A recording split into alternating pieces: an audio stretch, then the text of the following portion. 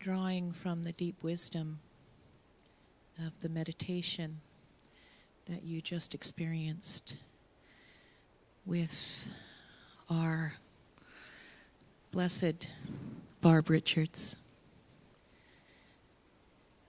She does have deep wisdom, and her commitment to her universal spirituality that she lives and breathes and takes wherever she goes has been a foundation in this center that we call Unity.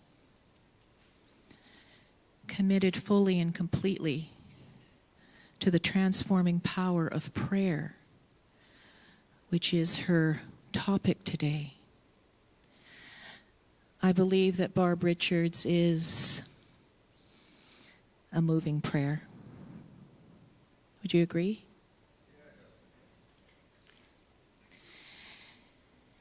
She continues to explore new ways to connect and to expand her heart even more. We have known each other a long time, and I know many people in this spiritual community have many memories and stories and one-on-one connection with this beautiful, beautiful soul. She is the prayer of the heart. She is the power of the heart. And just a few things. She is the co-leader of our prayer chaplains here at Unity and has served and did serve on the board for over 10 years. She had one of those, or at least 5 of those, as president of the board. So she has a remarkable, remarkable training in learning how to work through all kinds of challenges and all kinds of expansion using her spiritual principles. Professionally, Barbara is a master certified coach, spiritual director in training, and also serves global clientele through her practice and her private practice Vision Work Coaching Group. She has also published a book called Give Your Dream a Plan, 7 questions to ignite extraordinary results in your business. And we're all in the business of life. So without further ado, let us please welcome our Barb Richards.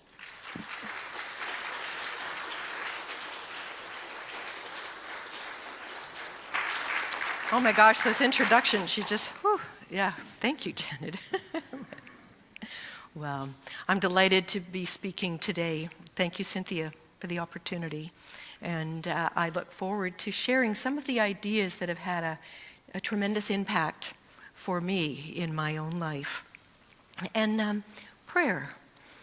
When I say that word, what comes to mind for you? Maybe childhood memories, maybe rote repetition, maybe something you should do more of, or maybe a deeply nourishing moment touched by grace. I imagine that we have many different experiences with prayer in this room, from people who are maybe new to prayer to many, many years of wisdom. And I'm hoping that the ideas that I share today are not so much about the information and new information, but more about something that speaks to you. You know, the old-time Unity used to say, "The Spirit of truth within me reveals the truth I need to know." So that's my hope, is that through what I'm saying, there's something in you that really opens up that'll be useful for you in your life. So prayer, I had considered getting a t-shirt called "Prayer, It's Not What You Think." I've got a little story Catherine Ponder shares in The Dynamic Laws of Prayer. It's a ship in a big storm out on the ocean, and a distressed passenger goes to the captain, and she said, "Captain, how serious is this storm?" He said, "Madam, this storm is so serious, the only thing that can save us is prayer." And she gasped and said, "Oh my God, is it come to that?" And it kind of captures that way we can think about prayer, that it's the last resort. You know, and everything else, we've tried everything else and it doesn't work, well, let's try prayer. Well, it is that. It is something we can use as a last resort, but it's also a lot more. And that's what we're going to look at today. That prayer can be a transforming catalyst in our lives. It can be a catalyst that lets us use whatever arises in our life as grist for the mill of our spiritual awakening. And that it's through prayer that we can have that relationship with whatever's going on in our life and our awakening. And a prayer has been, it's ancient. We've been drawn to do it forever. It's like the wisdom in us just has this urge to connect with something that's greater than ourselves. So it's natural. There's no one right way to do it. There's many, many, maybe infinite ways to pray. And today, I'm going to share a simple way to pray, because sometimes when we pray with people as prayer chaplains, we hear them say, "I don't know how to do it. I'm kind of confused about it," or they're kind of shy or awkward when it comes to communing with Spirit. So I want to share a very simple way to pray if that's where you're at. And I also want to share a roadmap that I found very useful when I look at this path of spiritual evolution. It's one that really I found useful in looking at what does that mean to be evolving ourselves spiritually. But before I dive into prayer, I want to stand back and give a little bit of context. One of the ways that unity is often described is as practical mysticism. And, I went one, two more, there we go.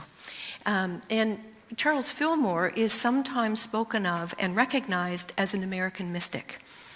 But what does that mean? What's a mystic? When I looked it up, I saw that a mystic is someone who seeks to experience God. So not just think about God or spirituality, but who seeks to experience it. And as soon as I read that, I knew, I've been a mystic in training since I was a teenager. And I would imagine many of you in the room, even if you might not think of yourself that way, are mystics. And that the kind of mysticism that we practice here is practical mysticism. That it's the mysticism that isn't just theoretic or abstract, but one that's practical. It's grounded in the real life experience of our day-to-day lives. And as we often say, that we're spiritual beings having a human incarnation. And that can be a real challenge. We live in two realms. We're spiritual, right now, right here. We're whole, we're complete, we're a complete soul. We're one with all the love and life and wisdom and creative power of the universe. There's nothing that could be added. We are already complete. And on the other, we're human. We're having a human experience.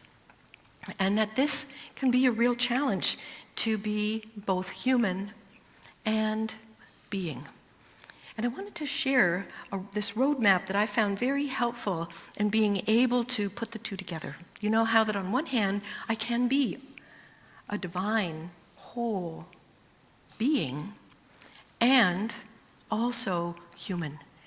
And I was very aware of that last night as I started to get sick. It was kind of like, oh yeah, very human experience going on here.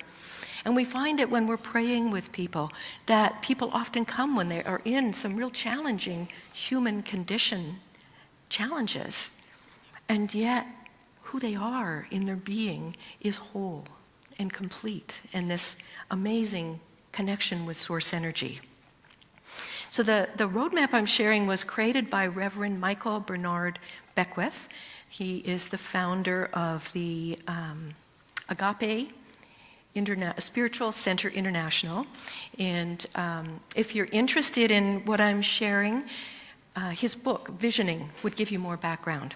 And that I found this has been really orienting, really grounding in my own life. It describes 4 modes of consciousness when we're in our human self.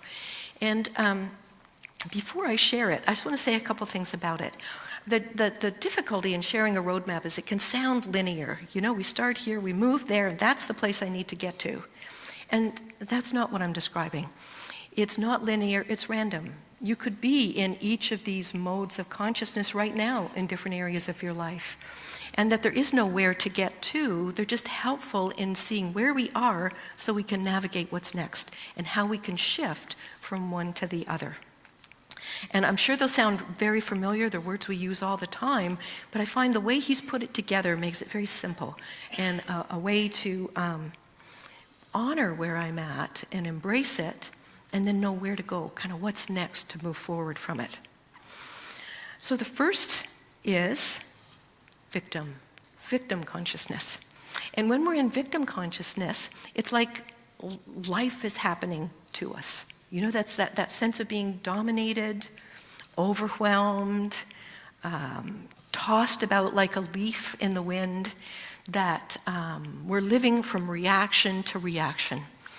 I'm seeing a few heads nod. You know, it's kind of it can either be something that's triggered because of a life situation that's happened, like an illness, death, sometimes success can trigger it. Or it could also be a life stage. You know, it could be where we're at in our human development.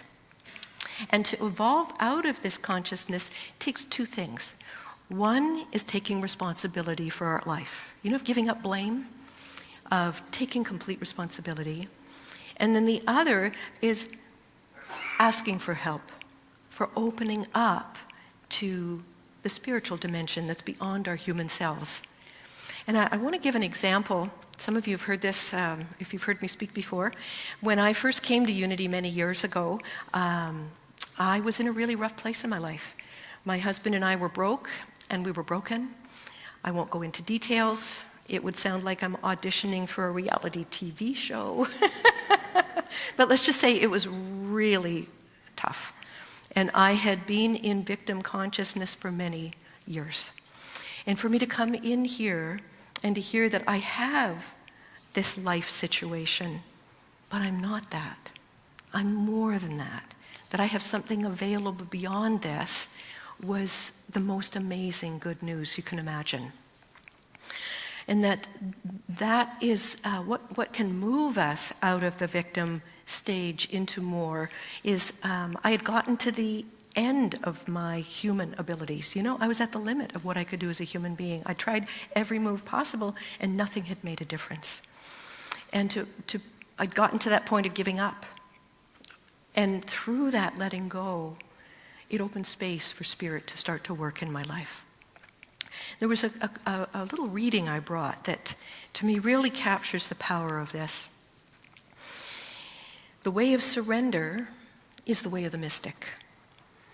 Through surrender to the unwanted, we embrace our vulnerability, which teaches us humility. The ego gives up its hold on reality, and with its grandiosity diminished, there's an opening. A larger vision can emerge. Actually, this letting go is one of the great joys in life. An effort that is the end of all effort. That's Miriam Greenspan. And to me, it spoke beautifully of surrender, which is a word that, you know, we might not relate to much in our culture. It can sound like kind of defeat and giving up.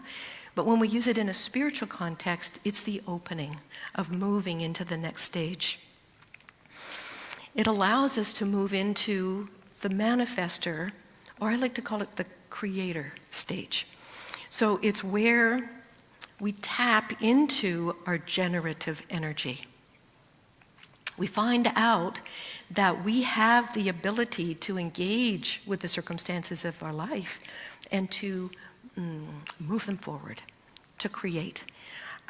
We come into harmony with universal principles, especially people who come to Unity or a place like this, where we start to learn about the universal spiritual principles. We start to bring ourselves and our lives and our action into harmony with them. And we can start to create and achieve and accomplish in our life. And the work that we need to do at this stage is to create a stable, solid life, to create a platform that's going to allow us to move to the next level of consciousness. It's where the Unity teachings of thoughts or things really starts to have power, and the way we can use prayers of affirmation and denial to tap into that ability beyond where we've been before, and to actually find out that we are creators.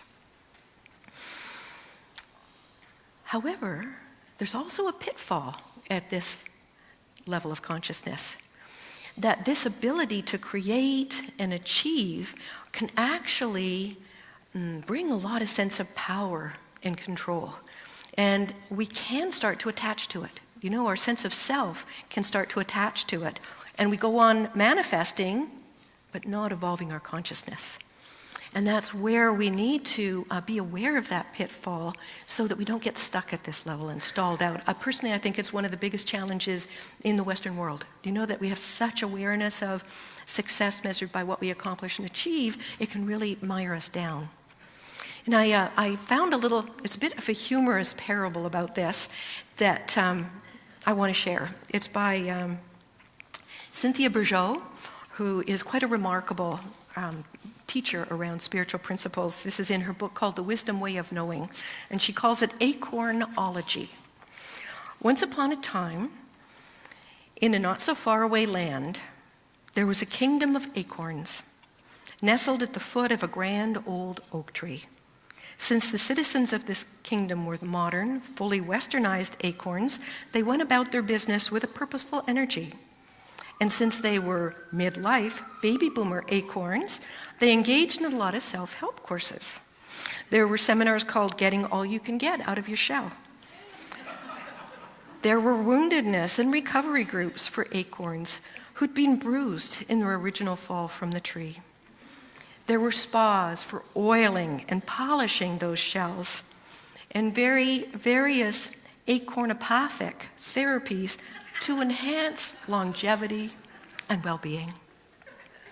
One day, in the midst of their kingdom, there suddenly appeared a little stranger, apparently dropped out of the blue by a passing bird.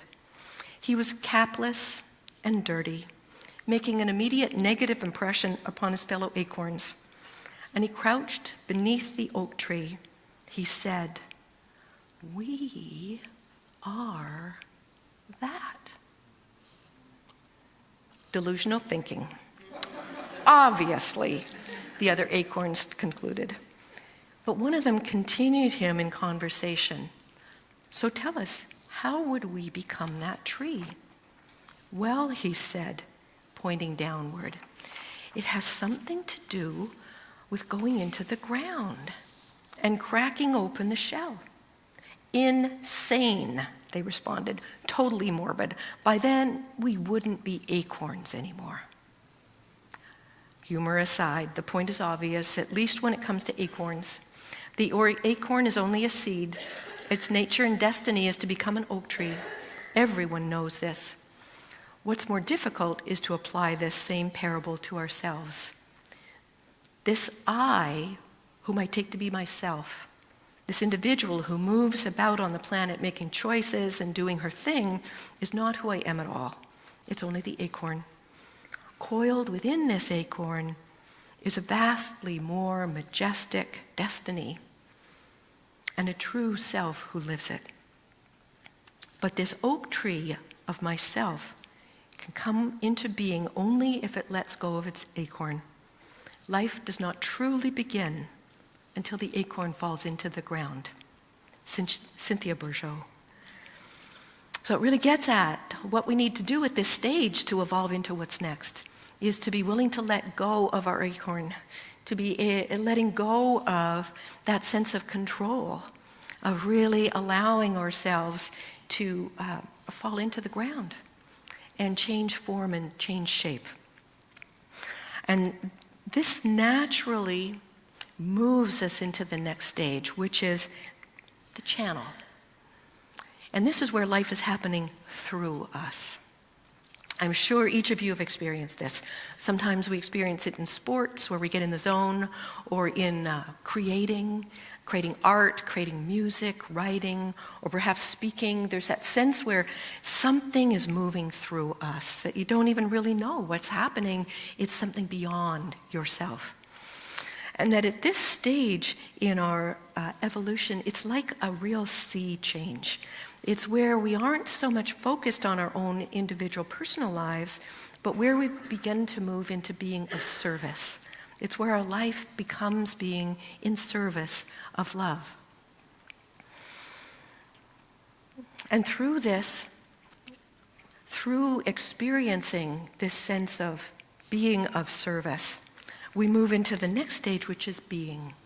And this one's hard to talk about, because the minute we start to talk about it, we move out of being into language. We're not able to describe it. So having said that we can't describe it in language, I'm now going to try to describe it in language. And this is from Chip Richards. As we allow our individual expression to merge completely with the energy moving through us, we realize we are actually part of the infinite creative force of the universe that's experiencing itself individualized as me. I'm not simply a channel that Spirit is expressing through. Whatever is moving through me is also inside me.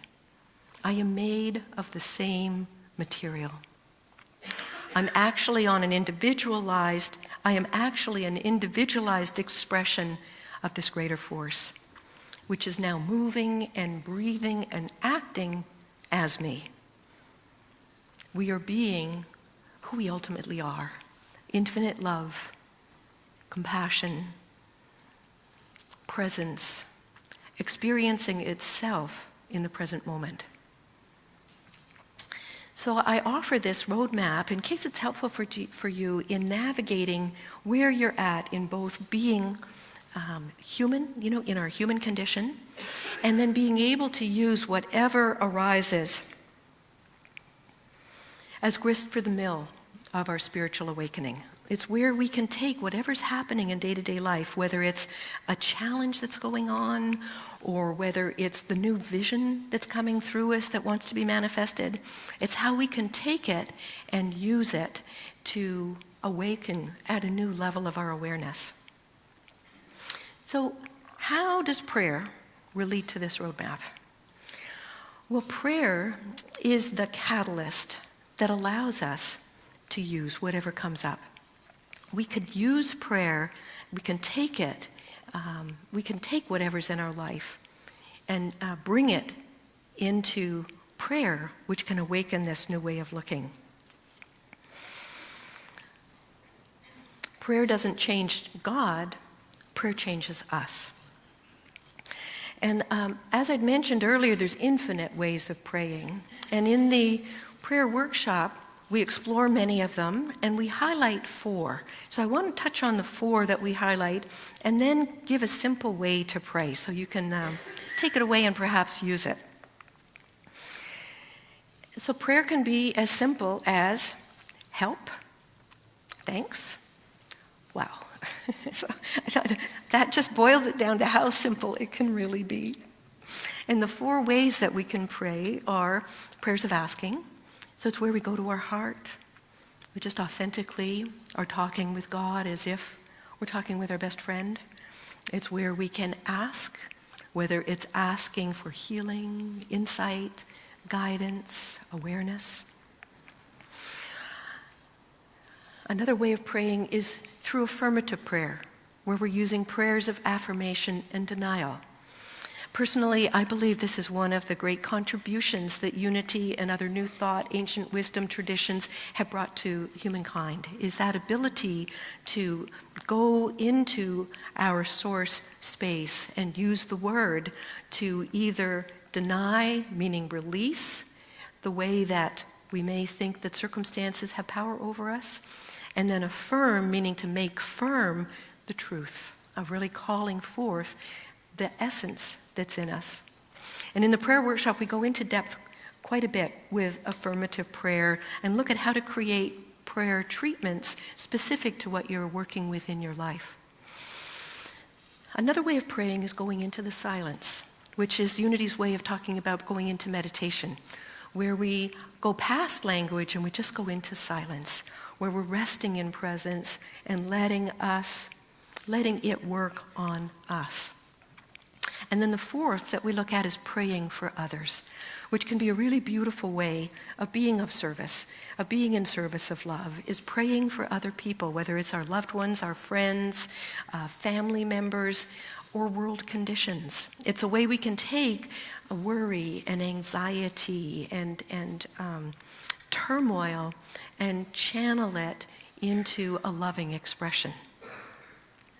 So, a simple way to pray. I'm going to use my hand as a way to describe it. So we use 5 words. I'll say them first and then we'll walk through it. So breathe, heart, God, pray, thank you, amen. So breathe, we use the breath to bring ourselves into the present moment, to bring in that shift in from the kind of the mental turmoil that's been going on into coming into the present moment. Heart, we move into the heart space, that place where the intersection between our humanness and spirit lives. We sometimes talk about going into the secret, sacred place of the Most High, that place where you and spirit are one. And then we speak your word for God.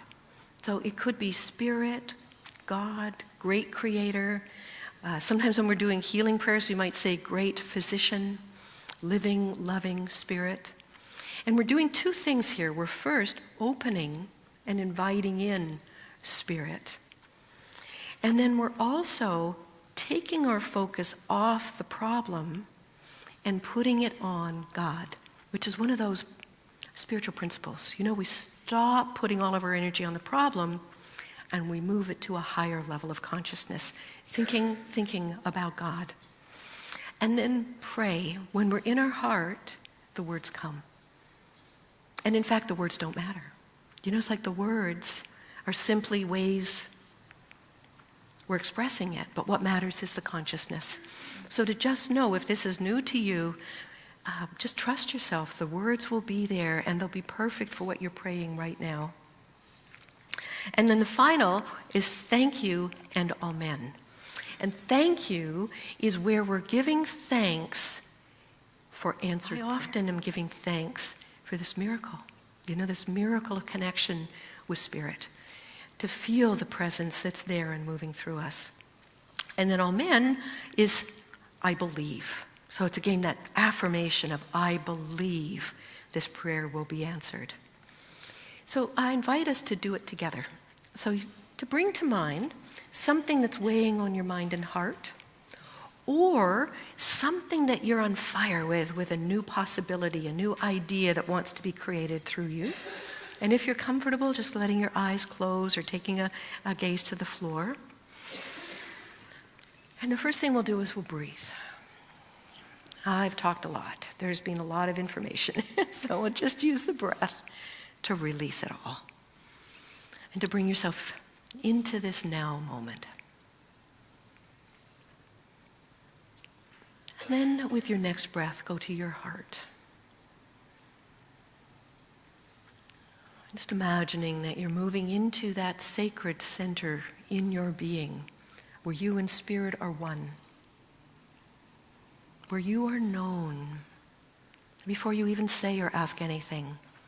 You are known intimately and completely.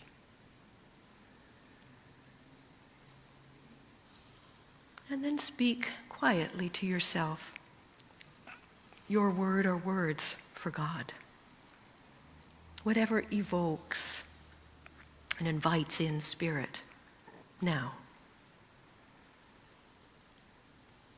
And just take a moment to let your imagination be with God, Spirit, presence.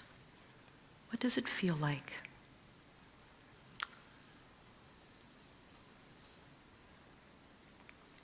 And then pray in whatever way you want to pray about this issue or opportunity. And I'll just be quiet for a moment.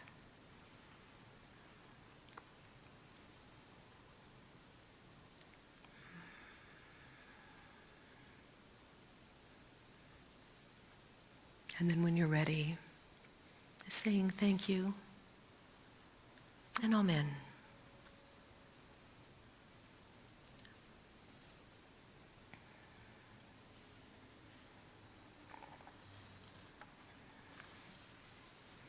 So,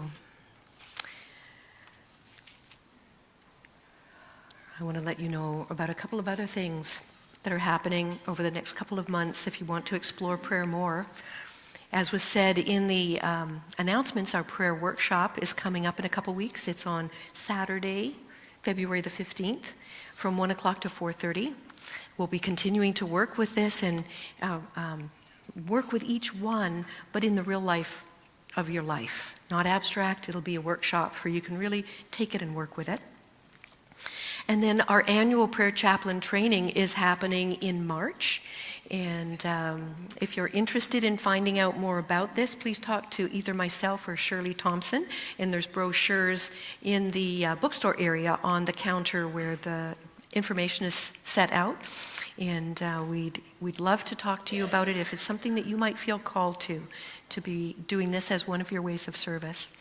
And then, as you know, our prayer chaplains are up here every Sunday, and we love praying with you. And to know that it's not only when the ship is about to sink, it can be at any time with whatever's on your mind and heart that will allow you to deepen your experience of spirit and your relationship with God. So prayer is not something we do just when everything else has failed. Prayer can be a catalyst that lets us use whatever arises in our life to be grist for the mill for our spiritual awakening. Prayer changes us. It allows us to become an even more active participant in this magnificent journey of soul evolution that we're on. And it opens us as magnificent channels of love and presence and peace and wisdom and grace. So let's just take a moment to finish by bringing this into your inner world.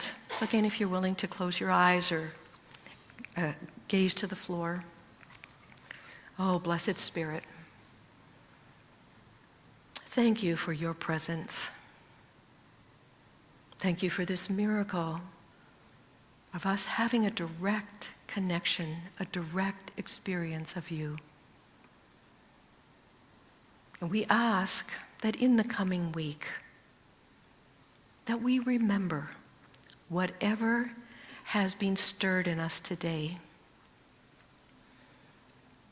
and are using challenges and opportunities to grow our relationship with you, to expand our ability as creators, to let us open even more to be expressions of you. Thank you, Spirit. Amen.